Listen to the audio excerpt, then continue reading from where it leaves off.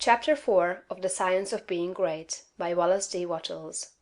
This recording is in the public domain. The Mind of God. There is a cosmic intelligence that is in all things and through all things. This is the one real substance. From it all things proceed.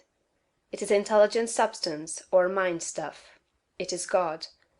Where there is no substance there can be no intelligence. For where there is no substance, there is nothing. Where there is thought, there must be a substance which thinks. Thought cannot be a function, for function is motion, and it is inconceivable that mere motion should think.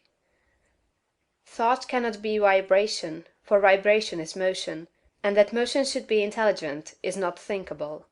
Motion is nothing but the moving of substance. If there be intelligence shown, it must be in the substance and not in the motion. Thought cannot be the result of motions in the brain. If thought is in the brain, it must be in the brain's substance, and not in the motions which brain substance makes. But thought is not in the brain substance, for brain substance, without life, is quite unintelligent and dead. Thought is in the life principle that animates the brain, in the spirit substance, which is the real man. The brain does not think. The man thinks, and expresses his thought through the brain. There is a spirit substance that thinks.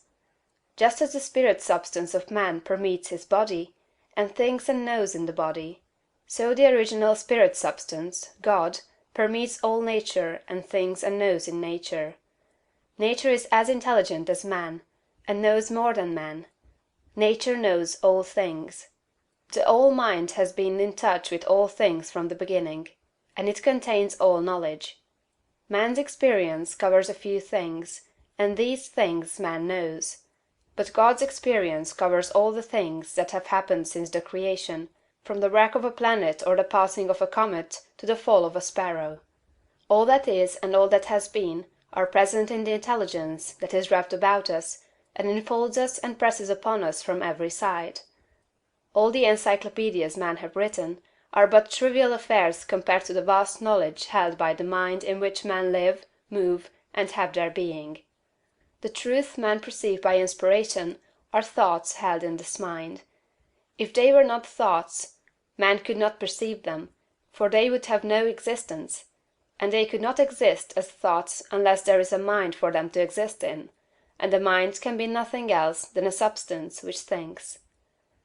Man is thinking substance, a portion of the cosmic substance.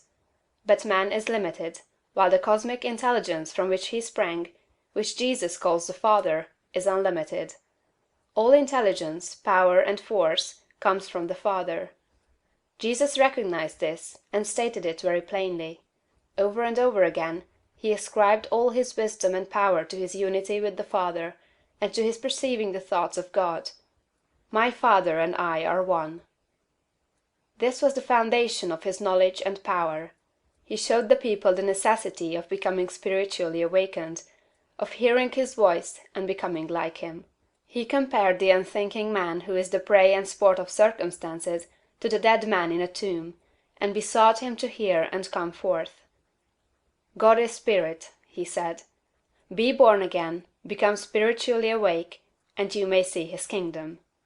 Hear my voice, see what I am and what I do, and come forth and live. The words I speak are spirit and life. Accept them, and they will cause a well of water to spring up within you. Then you will have life within yourself. I do what I see the Father do, he said, meaning that he read the thoughts of God. The Father shows all things to the Son. If any man has the will to do the will of God, he shall know truth. My teaching is not my own, but his that sent me. You shall know the truth, and the truth shall make you free. The Spirit shall guide you into all truth.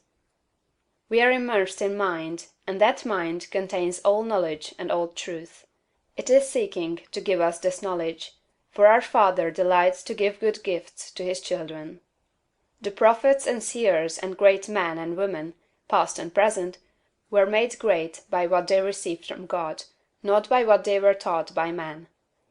This limitless reservoir of wisdom and power is open to you. You can draw upon it as you will, according to your needs. You can make yourself what you desire to be. You can do what you wish to do. You can have what you want. To accomplish this, you must learn to become one with the Father, so that you may perceive truth. So that you may have wisdom, and know the right ends to seek and the right means to use to attain those ends, and so that you may secure power and ability to use the means. In closing this chapter, resolve that you will now lay aside all else, and concentrate upon the attainment of conscious unity with God. Oh, when I am safe in my sylvan home, I tread on the pride of Greece and Rome, and when I am stretched beneath the pines, where the evening star so wholly shines, I laugh at the lore and pride of man, at the sophist schools and the learned clan, for what are they in all their high conceit, when man in the bush with God may meet? End of chapter 4.